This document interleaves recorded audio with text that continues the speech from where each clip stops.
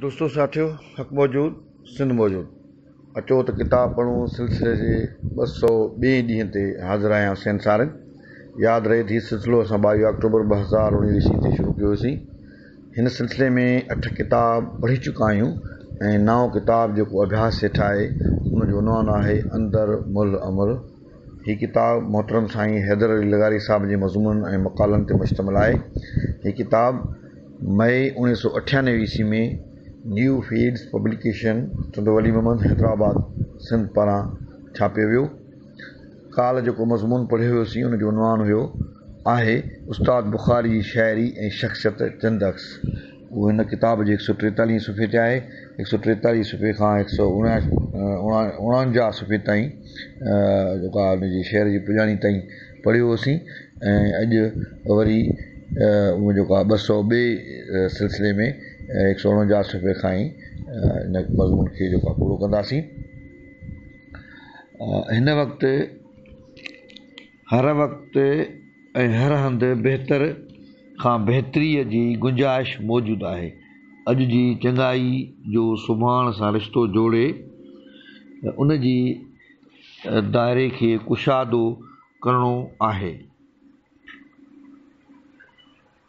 खटी जे हाराई हंध तुंहिंजो ही चङाई केतिरी बि मुख़्तसिर आहे उन तां दस्तबरदार न माण्हू थियो आहे ऐं न कॾहिं थींदो।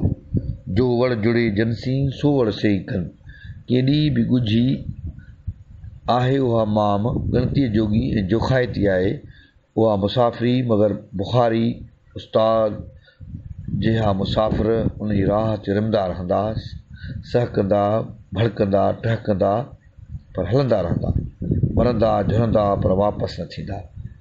मरण नाहे मिहिणो मौत यकीनी यार मुड़ण मोटण मयार खाइण ख़्वारी केतिरी हथ ते रखंदो पत्थर साणो साणो सत लिखंदो रहंदुसि क़ौमी जज़्बो ज़िंदाबाद ॼिभ में हणंदो कोका गुरड़ियूं गुरड़ियूं रत चवंदो रहंदुसि हूशू दोदो ज़िंदाबाद अख ते रखंदो टांडा टिचकी ॾींदुसि टप पोइ बि न चवंदुसि दलबो दोखो ज़िंदाबाद सट सट लॻंदा फटका थिगड़ियूं थिगड़ियूं बुत पोइ बि न चवंदुसि अहिड़ो गहिरो ज़िंदाबाद।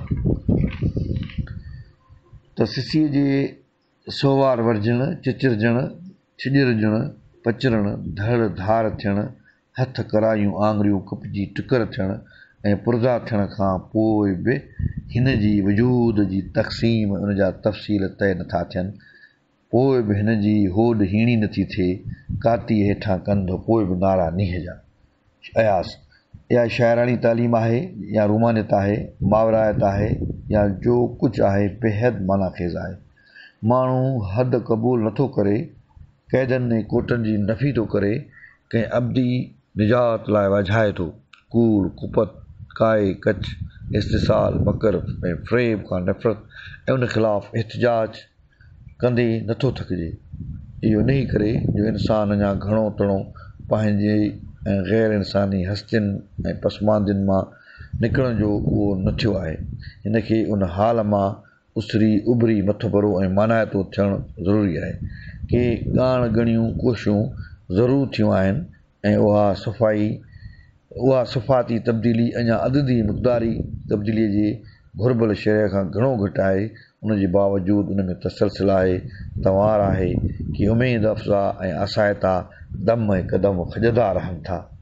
अहिड़ा बि बेलोस ऐं बेनियास हिन मिटीअ खे मौत ॾींदड़ मौजूदु आहिनि जो 100 सालनि जी झूर उमिरि में गुलनि जी ॿारी खे पोखण में मसरूफ़ आहिनि ऐं सबबु पुछा करण ते चवनि था जेकॾहिं असांखे उहा बि पक हुजे त सुभाणे हीअ दुनिया ई ख़तमु थियण वारी आहे तॾहिं बि अॼु असां हीअ गुल ज़रूरु पोखींदासीं। इन पाक ऐं सॻोरीअ सिफ़त जो जेकॾहिं ज़रो बि आहे रती बि आहे त उहा बि जीअं अणाइण ऐं मुहिम खे अॻुभरो करण लाइ नाकाफ़ी न आहे। जीअं त हींअर हर को इहा हक़ीक़त मञे थो त असांजो न रुॻो इज्तिमाही मफ़ाद ऐं इक़्तिदार पर क़ौमी वजूद ऐं वक़ारी दाव ते लॻल आहे। तंहिं करे नंढा इख़्तिलाफ़ त छा पर वॾा इख़्तिलाफ़ मुल्तवी करे असांखे एको करणु घुरिजे हिकु थी वञणु घुरिजे, मगर इन जे अहसास जी एॾी ज़रूरत ऐं शिदत जे बावजूदु असांजी बदबख़्ती आहे जो असां का बि उमेद अफ़ज़ा पेशरफ़्त न करे सघिया आहियूं। हाणे सुवालु आहे त अहिड़ी सूरताल में अकेलो शाइरीअ जो शोबो ऐं अदब कहिड़ो ऐं केतिरो मौसर किरदारु अदा करे सघे थो, ऐं छा फ़क़ति उन शोबे जो किरदारु ई काफ़ी आहे, न त पोइ ॿिया तबिका पंहिंजे हल्के ऐं हिसे जो केतिरो किरदारु अदा करे रहिया आहिनि, उन जी शरह छा आहे? ज़ाहिर आहे त उहा इत्मीनान बख़्श ॿिन्हनि आहे। मसलन शागिर्द, उस्ताद, सियासतदान, वापारी, हारी, ज़मींदार, पीर, फ़क़ीर ऐं अमलदार वग़ैरह छा पिया कनि? उन्हनि जो एतिसाब केरु करे? छा उहा ज़िमेवारी बि शाइर ऐं अदीब जी आहे? उहा जेकॾहिं आहे त हू कंहिं मौक़ूल हद ताईं उहा अदा करे पियो। उस्ताद बुख़ारी बि उहा वाह जी अदा करे वियो आहे, पर छा एतिरो काफ़ी आहे? जे न आहे त उनजो हल या जवाबु कहिड़ो आहे? ऐं शाइर जी त कैफ़ियत इजा ही आहे, मुंहिंजा माण्हू मुर्दाबाद, तूं बि वॾेरा मुर्दाबाद, हक़ जा नारा मुर्दाबाद, तुंहिंजा उहिदा मुर्दाबाद, मुंहिंजी क़ौम मरे थी पई धीरे धीरे धरतीअ ते, मूंखे लॻे थी तुंहिंजी ख़ुदाया दुनिया उक़बा मुर्दाबाद। उस्ताद बुख़ारी कम चवे थो, सॼे ॾेह जो सूर मूं वटि छो आहे? धरती सरती सिखो 127। हक़ीक़त आहे त उहो बालिग़ सूर आहे, मुस्तनद ऐं सेहतमंद सूर आहे। सूर जनी सरियो सरी तन सेहत लतीफ़। इन मरहले ते अॼु पंहिंजे ज़ाती दर्द खे क़ुर्बान करे इज्तिमाही दर्द खे तरजीह ॾियणी आहे। उहो फ़ैसिलो मुस्तनद फ़ैसिलो आहे जेको शाइर जी पूरी माहियत जे बुहरान खे बदिलाए ट्रांसफार्म करे थो, खेसि पंहिंजी ज़ात यानी अना जे खोल मां ॿाहिरि निकिरण जी तौफ़ीक़ बख़्शे थो। उते पुॼी हर को आरिफ़ ऐं शाइर तबी हुसन जी मजाज़ खे अलविदा चई इंसानी मलहनि ऐं मायारनि जे हुसन ऐं वक़ार लाइ पंहिंजी तख़लीक़ी क़ुवत खे वक़फ़ करे थो। उनखे असां हिकिड़े फ़नकार जी माहियत जे हवाले सां आफ़ाक़ी तब्दीली ऐं इनक़लाबी तब्दीली चई सघूं था। साथ सलामत, सिंध सलामत, हुसैन सारंग, घुटकी सिंध। दोस्तो साथियो, हक़ मौजूद, सिंध मौजूद।